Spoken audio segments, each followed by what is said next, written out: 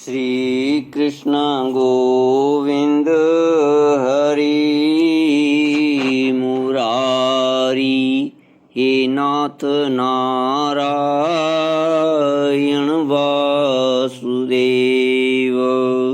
ओम नमो भगवते वासुदेवाय। ओम नमो भगवते वासुदेवाय। ओम नमो भगवते वासुदेवाय।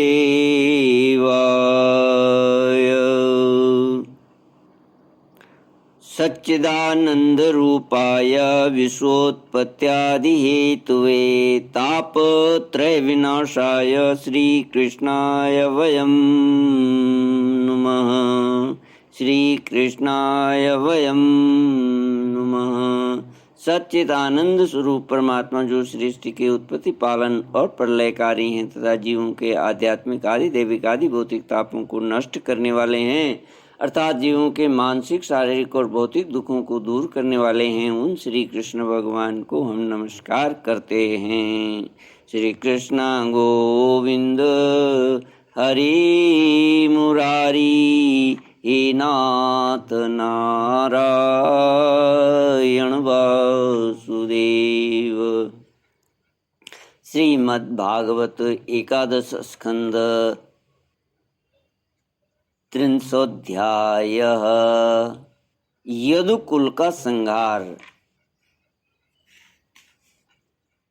श्री भगवानुवाच।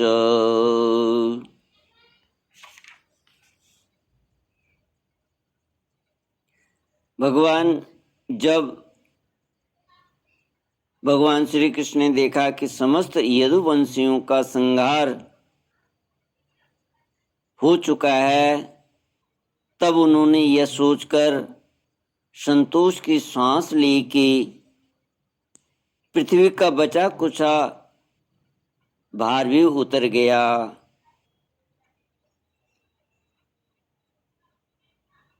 श्री सुखदेव जी महाराज आगे परीक्षित को कहते हैं, राम समुद्र वेलायाम योगमास्थाय पौरुषम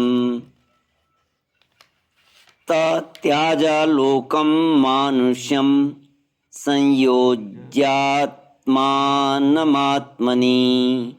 राम निर्णयाणमालोक्य भगवान देवकी सुत निशसादाधरोपस्थे तूष्णीमासाद्य पिप्पलम। सुखदेव जी महाराज कहते हैं, परीक्षित, बलराम जी ने समुद्र तट पर बैठकर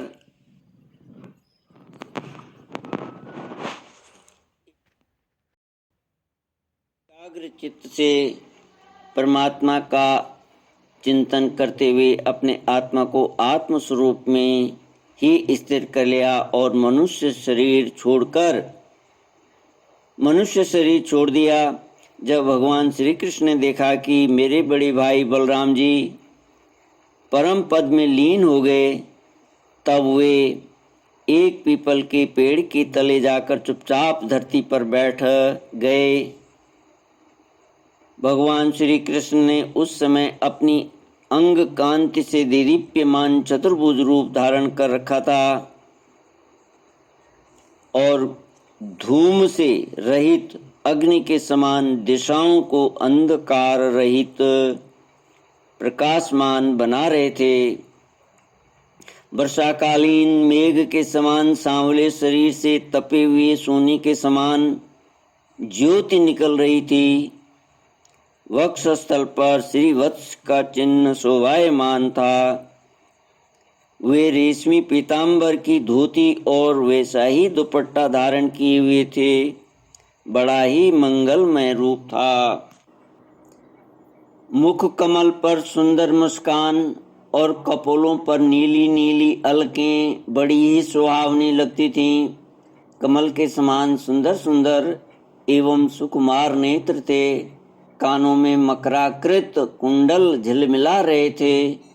कमर में करधनी, कंधे पर यज्ञोपवीत, माथे पर मुकुट, कलाइयों में कंगन, बाहों में बाजूबंद, वक्षस्थल पर हार, चरणों में नूपुर, अंगुलियों में अंगूठियां और गले में कौस्तुभ मणि शोभायमान हो रही थी।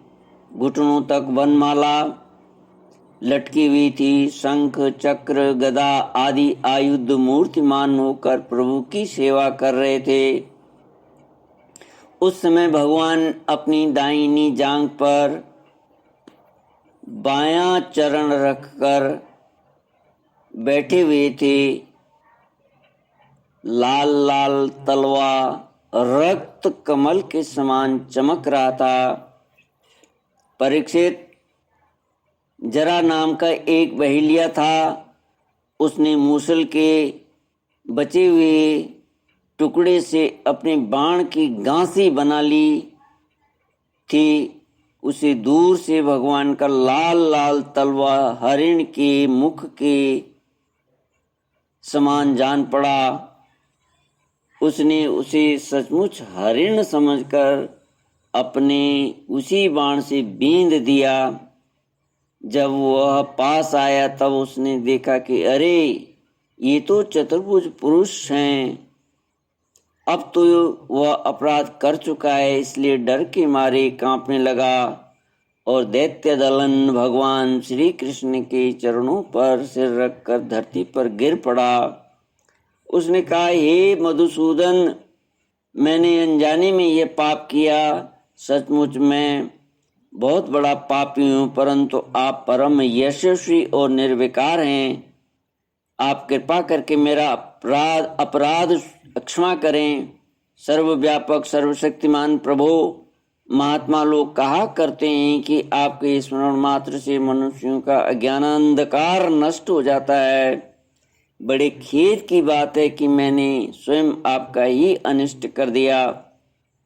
वैकुंठनाथ, मैं निरपराध हरिणों को मारने वाला महापापी हूँ। आप मुझे अभी अभी मार डालिए, क्योंकि मर जाने पर मैं फिर कभी आप जैसे महापुरुषों का ऐसा अपराध न करूँगा। भगवान, संपूर्ण विद्याओं के पारदर्शी ब्रह्मा जी और उनके पुत्र रुद्र आदि भी आपकी योग माया का विलास नहीं समझ पाते, क्योंकि उनकी सृष्टि भी आपकी माया से आवृत है। ऐसी अवस्था में हमारे जैसे पाप योनि लोग उसके विषय में कह ही क्या सकते हैं। श्री कृष्ण गोविंद हरि मुरारी, हे नाथ नारायण वासुदेव। श्री भगवानुवाच, मां भैर्जरे त्वमुत्तिष्ठ, काम एष कृतो हि मे, याहि त्वं मदनुज्ञातः स्वर्गं सुकृतनां पदम्। भगवान श्री कृष्ण ने कहा, हे जरे, तू डर मत, उठ उठ, यह तो तूने मेरे मन का काम किया है। जा, मेरी आज्ञा से तू उस स्वर्ग में निवास कर जिसकी प्राप्ति बड़े बड़े पुण्यवानों को होती है। श्री सुखदेव जी कहते हैं,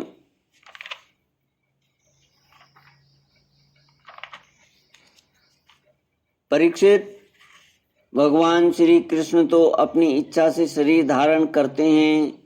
जब उन्होंने जरा व्याध को यह आदेश दिया तब उसने उनकी 3 बार परिक्रमा की, नमस्कार किया और विमान पर सवार होकर स्वर्ग को चला गया।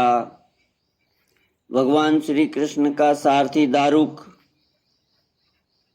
उनके स्थान का पता लगाता हुआ उनके द्वारा धारण की हुई तुलसी की गंध से युक्त वायु सूंघ कर और उससे उनके होने के स्थान का अनुमान लगाकर सामने की ओर गया।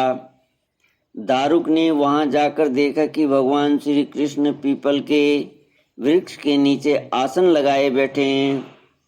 असह्य तेज वाले आयुध मूर्तिमान होकर उनकी सेवा में संलग्न हैं।